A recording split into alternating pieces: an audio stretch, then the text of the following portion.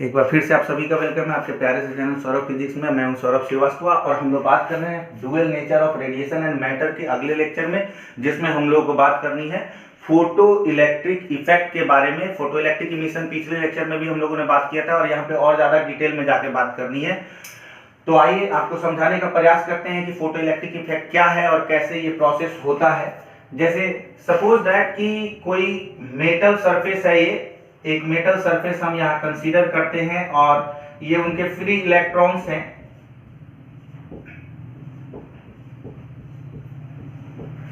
क्योंकि ये photo electric effect है, फोटो इलेक्ट्रिक इमिशन का है, तो इसमें हम जो एनर्जी प्रोवाइड करेंगे इलेक्ट्रॉन को इजेक्ट करने के लिए, वो हम किसके फॉर्म में करेंगे। पिछले लेक्चर में अगर आपने देखा है तो आपको मालूम होगा कि लाइट रेडिएशन के फॉर्म में हम एनर्जी को प्रोवाइड करेंगे।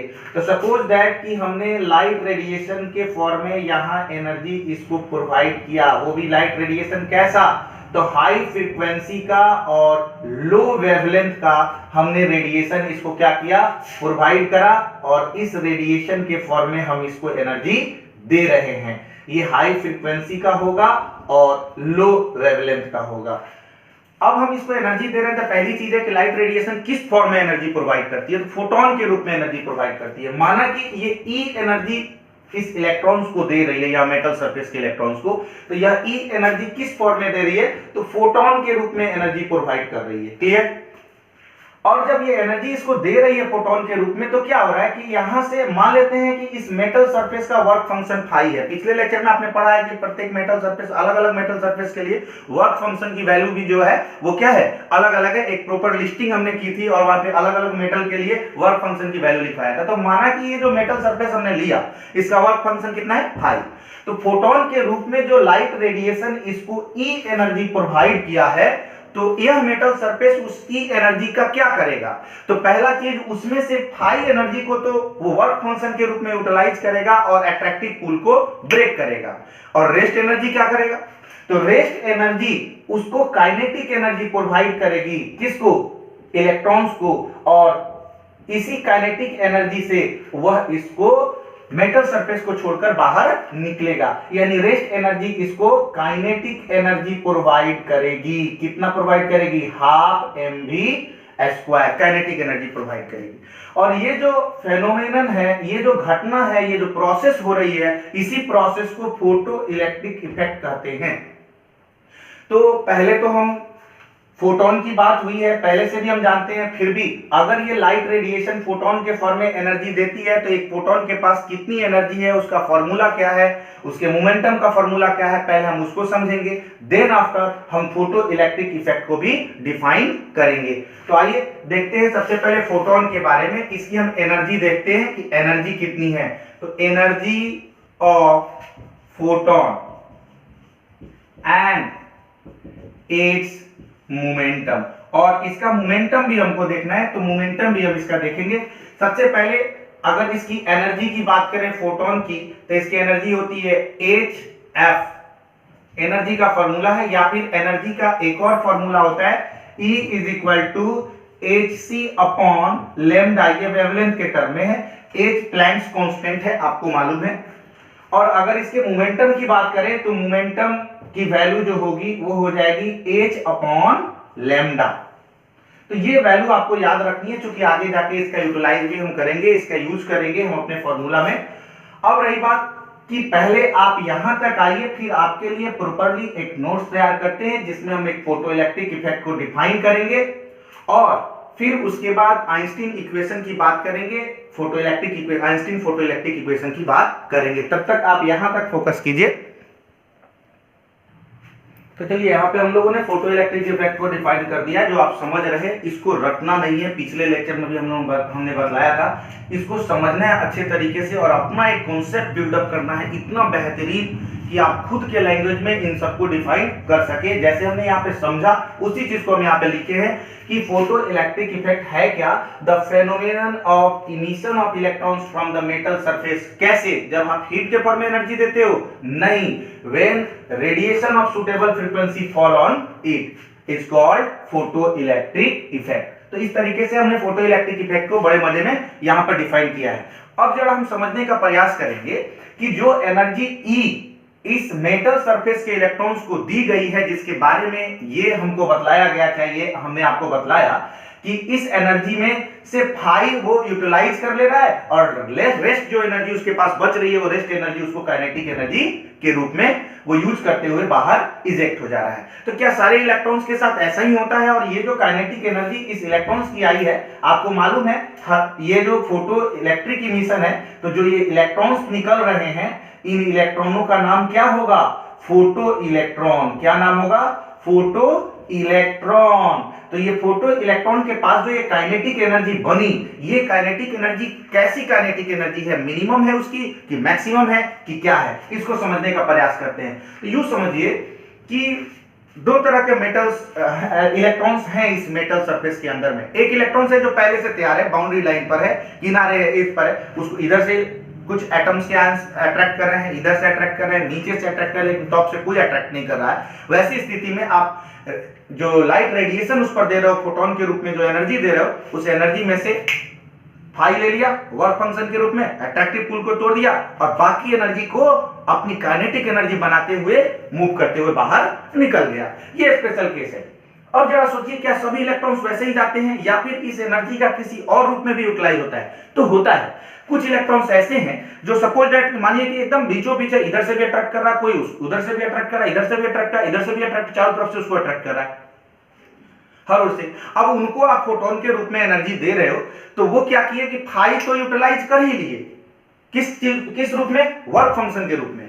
और रेस्ट जो एनर्जी है, पिछला इलेक्ट्रॉन्स क्या किया था? रेस्ट टोटल एनर्जी को काइनेटिक एनर्जी बनाते हुए निकल गया था। हो सकता है ये इलेक्ट्रॉन्स ऐसा नहीं कर पाया और इसके पास जो रेस्ट एनर्जी बच गई उसमें से कुछ और एनर्जी खर्च हो जाए नेबरिंग में, कोलिजन में, आसपास में।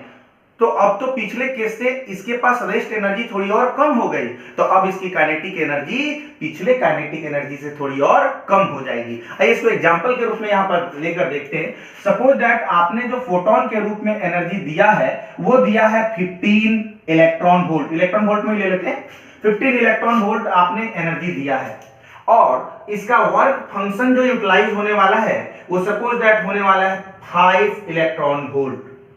और जो एनर्जी इधर उधर में खर्च हो रही है, कोलिजन में हो रही है, उस एनर्जी को यूज्ड एनर्जी मान लेते हैं। तो यूज एनर्जी मान लेते हैं, इस केस में एकदम जीरो है, पहले ही से वो तैयार बैठा था। एनर्जी लिया, वर्क फंक्शन को यूज किया और पुल, अट्रैक्टिव पुल को तोड़कर और सीधे बाकी एनर्जी को काइनेटिक एनर्जी बनाते हुए निकल गया। यानी कोई एनर्जी उसका कोलिजन में खर्च नहीं हुआ है। ये फर्स्ट केस है। और ऐसे केस में जो उसकी काइनेटिक एनर्जी बनेगा वो कौन सा एनर्जी बनाएगा? तो 12 इलेक्ट्रॉन वोल्ट में से 5 इलेक्ट्रॉन वोल्ट तो वो वर्क फंक्शन के रूप में यूटिलाइज कर चुका है।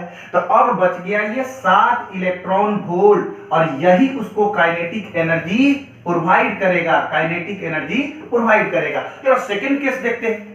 हर केस में ऐसा ही होता है क्या? बिल्कुल नहीं। आइए देखते हैं, अगर ये 15 इलेक्ट्रॉन वोल्ट का आपने इसको एनर्जी प्रोवाइड किया जिसमें वर्क फंक्शन के रूप में उसने 5 इलेक्ट्रॉन वोल्ट को यूज कर लिया है, अब रेस्ट जो एनर्जी बचा वो तो उसके पास बचा 7 इलेक्ट्रॉन वोल्ट। अब 7 इलेक्ट्रॉन वोल्ट से वो अपनी काइनेटिक एनर्जी बनाता ही, लेकिन उस 7 इलेक्ट्रॉन वोल्ट में से कुछ एनर्जी उसको कोलिजन में खर्च हो गई, अगल बगल दाएं बाएं में उसने यूज कर लिया। मान लेते हैं कि उसने 2 इलेक्ट्रॉन वोल्ट एनर्जी यूज कर लिया, तो अब तो 5 इलेक्ट्रॉन वोल्ट यहां, 2 इलेक्ट्रॉन वोल्ट यहां, टोटल उसने यूज कितना किया? 7 इलेक्ट्रॉन वोल्ट। तो अब बचेगा कितना? अब बचेगा कितना? अच्छा सॉरी, यहां पर तो ये 7 इलेक्ट्रॉन वोल्ट नहीं बचेंगे, 10 इलेक्ट्रॉन वोल्ट बचेंगे। और अब देख लीजिए 15 इलेक्ट्रॉन वोल्ट दिया, 5 इलेक्ट्रॉन वोल्ट यहां और 2 इलेक्ट्रॉन वोल्ट यहां, तो टोटल 7 इलेक्ट्रॉन वोल्ट में से अब ये क्या हो गया कि 8 इलेक्ट्रॉन वोल्ट अब इसके पास जो बचा है वही इसको काइनेटिक एनर्जी प्रोवाइड करेगा। एक और केस लेते हैं जिसमें हमने 15 इलेक्ट्रॉन वोल्ट एनर्जी दी है, 5 इलेक्ट्रॉन वोल्ट एनर्जी इसका खर्च हो गया किस चीज में? वर्क फंक्शन में। और कुछ एनर्जी यूज हुआ, मान लेते हैं 2 इलेक्ट्रॉन वोल्ट से भी ज्यादा हुआ, 4 इलेक्ट्रॉन वोल्ट अब की बार यूटिलाइज हुआ है। तो अब देख लीजिए यहां तो 9 इलेक्ट्रॉन वोल्ट निकल गए, तो बचा कितना? 6 इलेक्ट्रॉन वोल्ट। और यही 6 इलेक्ट्रॉन वोल्ट इसको काइनेटिक एनर्जी प्रोवाइड करेगा। अब एक बात बताओ, यहां 10 इलेक्ट्रॉन वोल्ट जो एनर्जी है वो उसको काइनेटिक एनर्जी प्रोवाइड कर रहा है। किस केस में? जिस केस में यूज जो एनर्जी है अगल बगल दाएं बाएं या कोलिजन में, ये एनर्जी कितनी थी? 0 थी। यानी स्पेशल केस जिसमें एनर्जी आई, वर्क फंक्शन में यूटिलाइज हुआ और सारी एनर्जी काइनेटिक एनर्जी बन के निकल गई। तो ये kinetic energy definitely maximum kinetic energy होगी। कौन सी काइनेटिक एनर्जी? मैक्सिमम। तो आप अधिकांश बुक वगैरह स्टडी करते हैं तो उसमें एक्सप्रेशन देखते होंगे, डायरेक्ट यहां लिखा रहता है K maximum is equal to this. तो के मैक्सिमम कैसे हुआ वो समझिए। बिकॉज इन सारे केसेस में काइनेटिक एनर्जी की वैल्यू अब पहले से क्या होगी? कम होगी। तो अगर हम के मैक्सिमम के लिए एक्सप्रेशन लिखना चाहते हैं तो हम क्या लिख सकते हैं? के मैक्सिमम, के मैक्स, ये क्या है के मैक्सिमम? कैसे आया?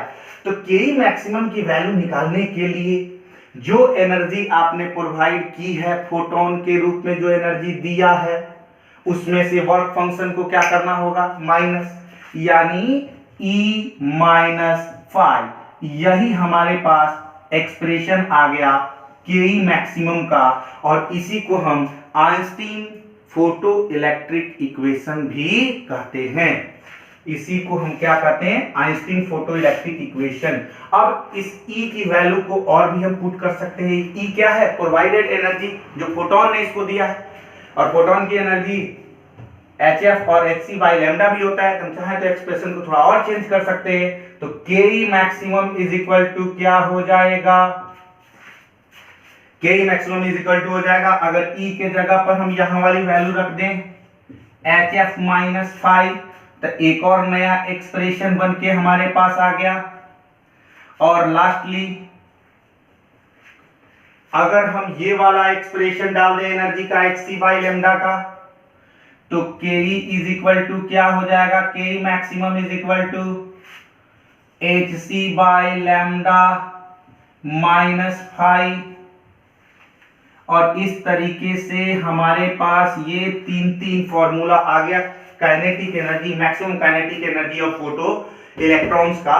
और यही जो इक्वेशन बन के आया, तीनों में से किसी भी इक्वेशन को ले सकते हैं, तो यही इक्वेशन जो है वह कहलाता है आइंस्टीन फोटो इलेक्ट्रिक इक्वेशन। तो उम्मीद करते हैं यहां तक समझ में आया होगा कि ये के मैक्सिमम कैसे हो गया और फोटो इलेक्ट्रॉन्स की मैक्सिमम काइनेटिक एनर्जी का एक्सप्रेशन क्या है, या आइंस्टीन फोटो इलेक्ट्रिक इक्वेशन क्या है। अब हम लोग अगले लेक्चर में या इसके अगले टॉपिक के रूप में थ्रेशोल्ड फ्रीक्वेंसी और थ्रेशोल्ड वेवलेंथ के बारे में बात करेंगे। तब तक आप लोग यहां तक आइए। चलिए यहां तक आ गए होंगे।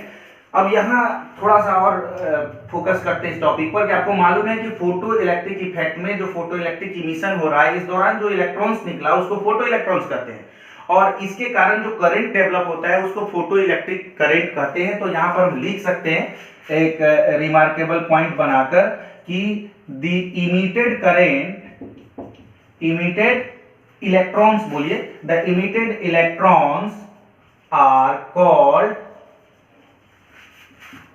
photoelectrons and current so produced is called what? Photoelectric current। तो ये फोटो इलेक्ट्रिक करंट का कॉन्सेप्ट हमारे पास आ गया।